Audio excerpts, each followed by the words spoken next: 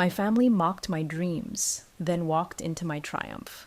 The envelope arrived on a crisp Tuesday morning, its pearlescent cream cardstock catching the light on my desk. I traced the embossed gold lettering with a fingertip. Carver Family Annual Reunion, Starhaven Retreat, Santa Barbara. My breath caught, not from excitement, but from the weight of memory it carried. I'm Elise Carver, or Elise Vaughn as the business world knows me, eldest daughter of the Carver dynasty, and for years, their greatest disappointment. 12 years ago, I walked away from the family's real estate empire, Carver Properties, to chase a dream they called foolish, crafting experiences, not buildings. The invitation's elegance mocked those old wounds, whispering of eye rolls, whispered jabs, and the sting of being the odd one out.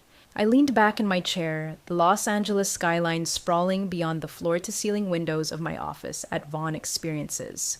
At 35, I'd built something undeniable. 15 venues across 4 continents, each a testament to my vision of immersive luxury. Starhaven, the reunion's venue, was my masterpiece, a coastal sanctuary blending sustainable design with sensory storytelling. My family didn't know I owned it. To them, I was still the artsy girl who'd rather plan parties than close deals, the one they'd long written off. My phone buzzed, snapping me back. Lila. My cousin's name flashed like a warning. I hesitated, then answered. Elise. Her voice was syrupy, too bright, like a spotlight meant to expose. You got the invite, right? I'm just checking in. Her pause felt deliberate. Starhaven's very exclusive, you know. We're expecting big names, tech moguls, a congresswoman, maybe that actress from Tides. It's refined. You get it, don't you? I stifled a laugh, glancing at the digital frame on my desk, cycling through images of Starhaven's oceanfront terraces. Refined?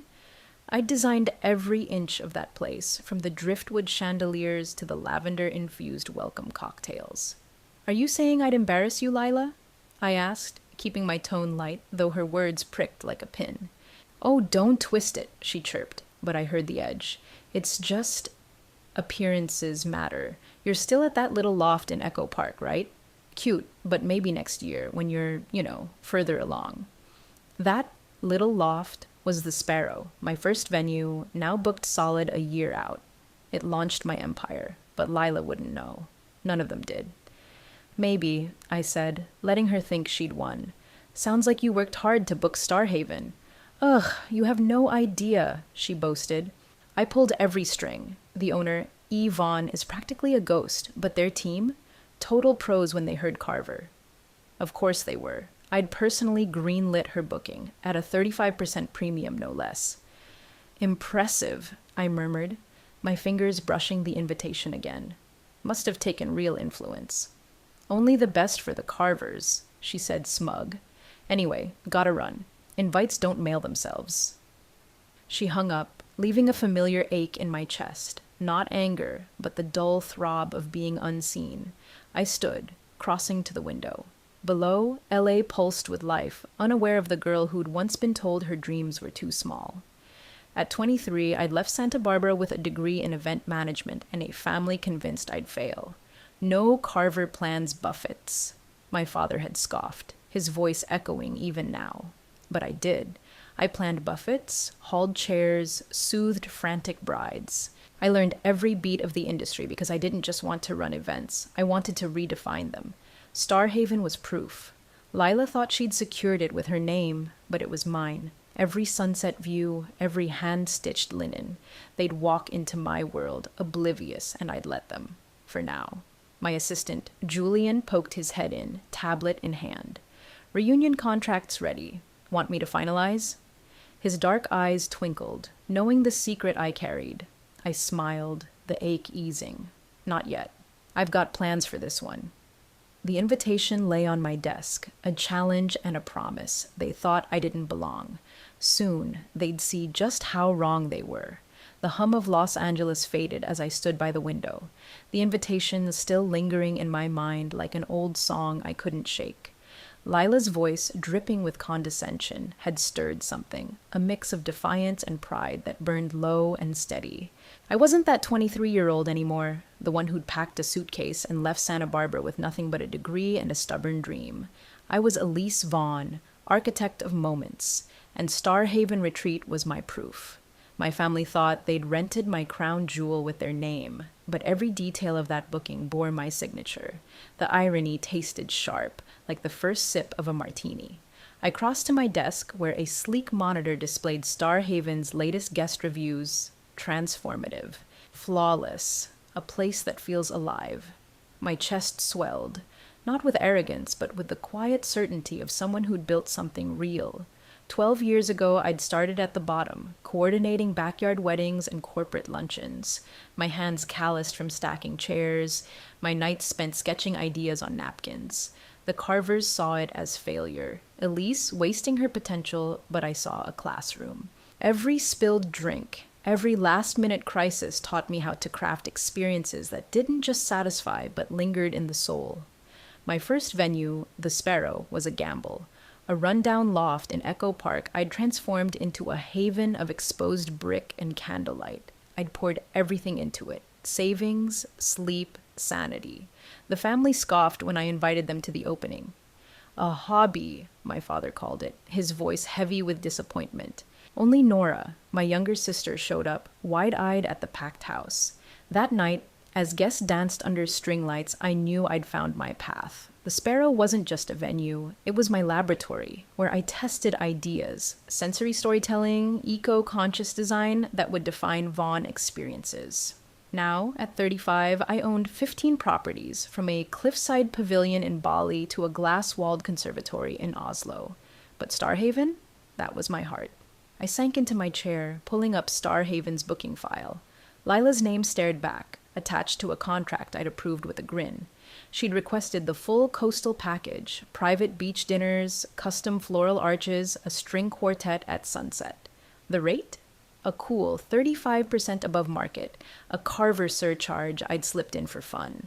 My team had played along, fawning over her influence while I watched from the shadows. The memory of her call, "E. Vaughn's a ghost," made me chuckle. A ghost, maybe, but one who'd haunted the industry into noticing. Starhaven wasn't just a resort. It was a manifesto. I'd designed it to feel like stepping into a dream. Reclaimed wood beams framing ocean views, furniture woven from seagrass, air scented with cedar and salt. Every choice was intentional, from the solar panels hidden in the cliffs to the menus sourced from local farms.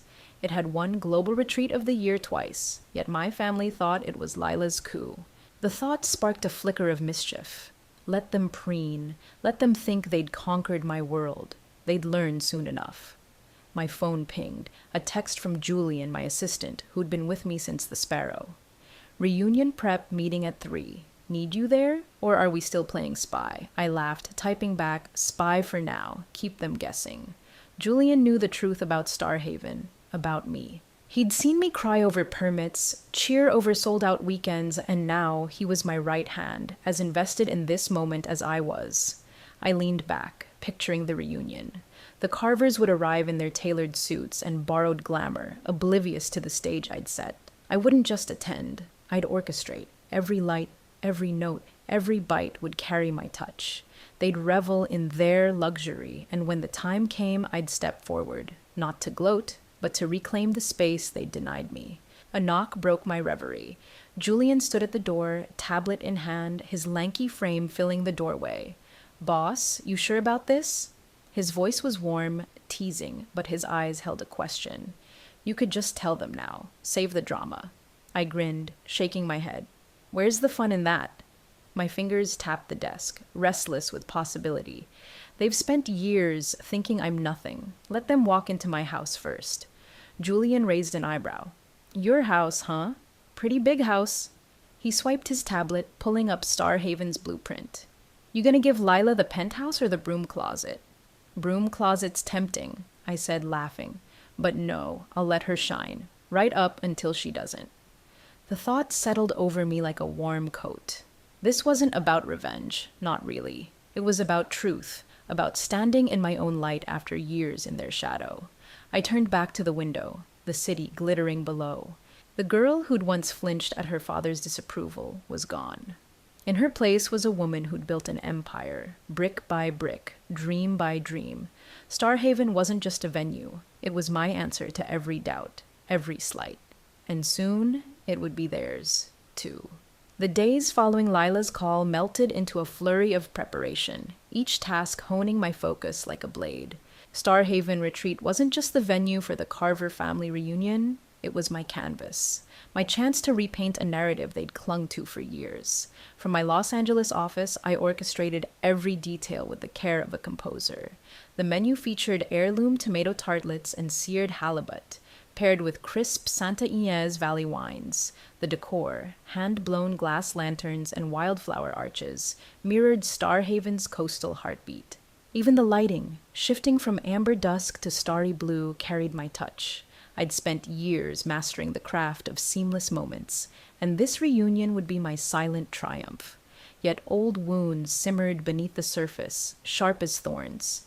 I could still see Lila at her sweet 16, smirking as she handed me a tray to help clear dishes, knowing I bussed tables to afford school. Or the Christmas when Aunt Marianne's voice cut through the chatter, asking if I was still fiddling with those parties. I'd opened the Sparrow by then, but they never asked more. To them, I was Elise, the eldest daughter who'd traded legacy for daydreams, a misfit in their gleaming Carver world. I shook off the past, eyes on my tablet. Starhaven's updates rolled in. The quartet was practicing, the beach smoothed, the lobby's bergamot driftwood scent ready to mist. I'd greenlit Lila's booking myself, grinning at her VIP demands, upgraded suites, private cabanas at a rate that raised my accountant's eyebrows. Every choice wove a story they'd walk into blind, dazzled by a world I'd shaped. My phone buzzed. Nora's name glowed, warming me instantly. My little sister, 28 and kind, was the only Carver who'd stayed close, sneaking me dessert when I was stuck at the kids' table at 22. "Elise," she said softly, "Lila told me she asked you not to come. Said it's too upscale. I'm sorry." I leaned back, chair creaking. The sting was familiar, but duller now. "Don't worry," I said, a smile creeping in. "Lila's just Lila. But can you do me a favor? Get everyone to Starhaven at exactly 7 p.m. "Why?" Nora's voice perked up, curious. "What's up?" "Just a surprise," I teased, keeping my secret close. She didn't know I owned Starhaven. Thought I just ran some venues.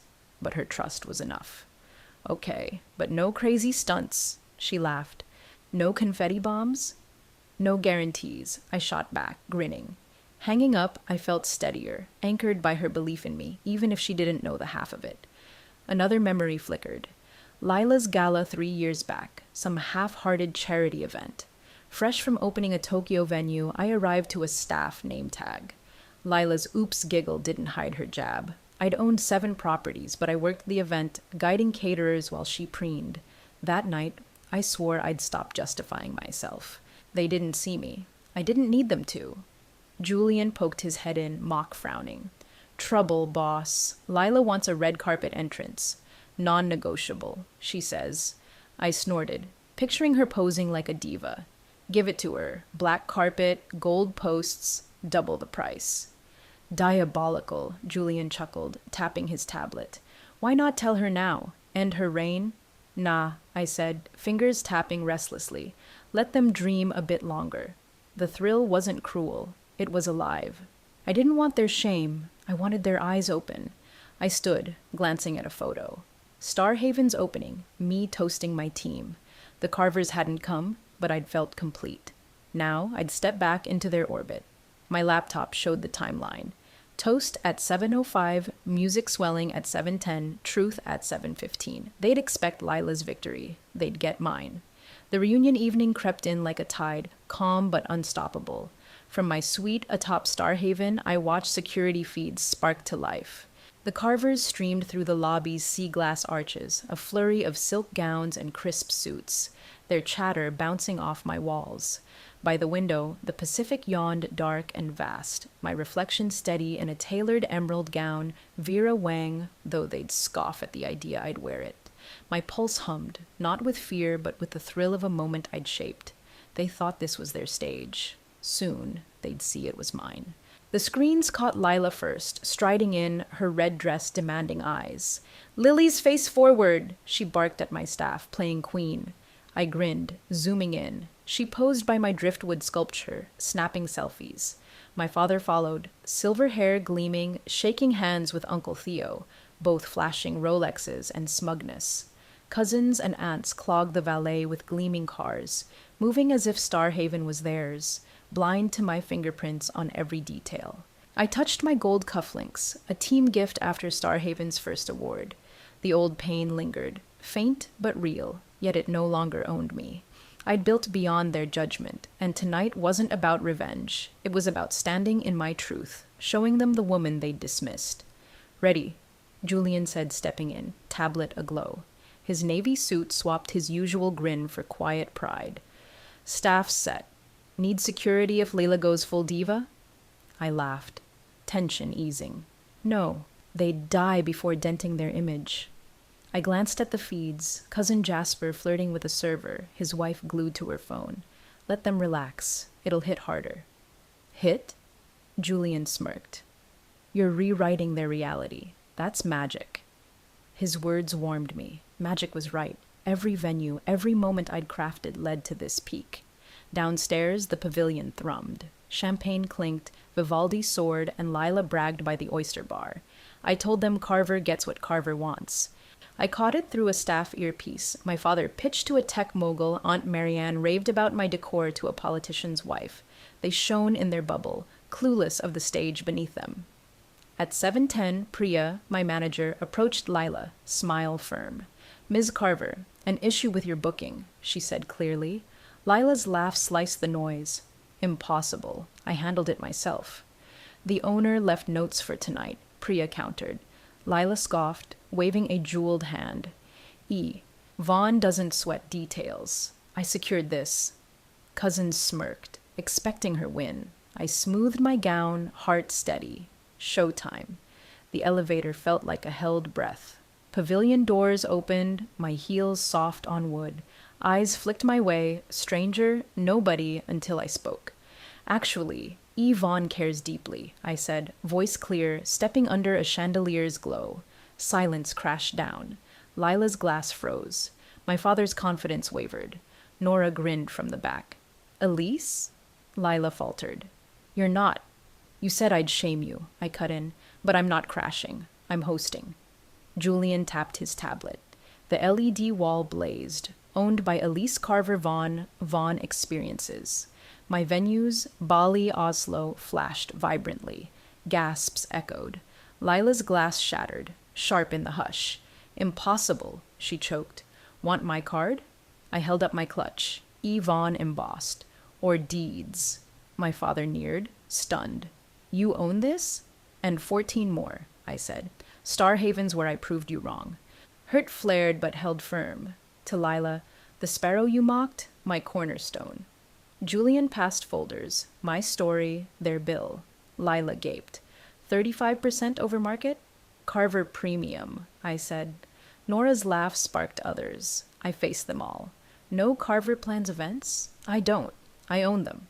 Screens showed my empire. Stay, upgraded suites. Lila, you get a single. Her face matched her dress. The pavilion cleared, Carvers drifting to their suites, stunned. The air felt lighter, like after a storm. I stood alone, quartet fading, screens dark. My chest held a quiet calm, not victory, but closure. I'd carried their doubts like weights for years. Tonight I let them go, not to wound, but to stand taller. My father lingered by the oyster bar, shoulders sloped. His usual authority softened. I braced for his old refrain, "Carvers don't fail," but he approached slowly. "I was wrong," he said, voice rough. "About you, everything." I faced him. The man who'd once loomed large, now diminished. Old hurt echoed, but I wasn't that girl anymore. "You were," I said softly. "But I've got 15 venues, Dad. 15 top suites. Pick one and maybe we'll find right together." A faint smile crossed his face, rare and brief. "Negotiate like that from me?"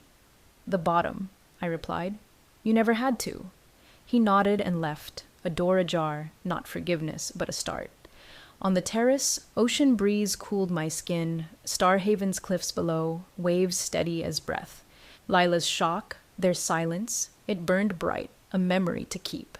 But here, the Pacific Endless, I saw it wasn't about them. I'd proven me right, betting on my heart.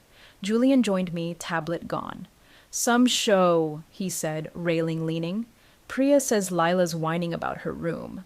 I laughed, picturing her in a standard single, no penthouse to brag about. She'll live, it's got a view. Poetic, not cruel, she'd mocked my sparrow, now she slept in my design. Humbled? Julian asked. For now, I grinned. They'll think twice next time. His loyalty through every late night steadied me. You didn't sign up for this drama. Beats streaming, he teased. Next stop, Paris? I smirked, unready to spill about Lisbon or Singapore contracts. Maybe, keep 'em guessing. The Carvers could marvel at Starhaven. I was already beyond it. My phone lit up. Lila. Talk tomorrow? Please. I nearly ignored it, but Nora's warmth, Starhaven's spirit, nudged me. Breakfast, 9, I typed, smiling. I owned that cafe, too. Leaning on the railing, Santa Barbara's lights winked below. I saw the girl who'd scrubbed tables, wept at the sparrow's first praise. She'd built this. 15 venues, stories, a legacy free of Carver strings. Success wasn't their regret, it was my truth. Their slights, Lila's clipboard, Marianne's jabs, became my foundation. I didn't need vengeance, just results. Warm, like Starhaven's dawn deck, matcha in hand, view stealing breath. The pavilion glowed softly behind me. I'd hosted a reckoning, for me, not just them. They'd gossip, but I was forward. Lisbon, maybe Tuscany. The world waited. Julian nudged me. Secret smile? For next year, I said, laughing with the waves. Venues love return guests. The Carvers would come back.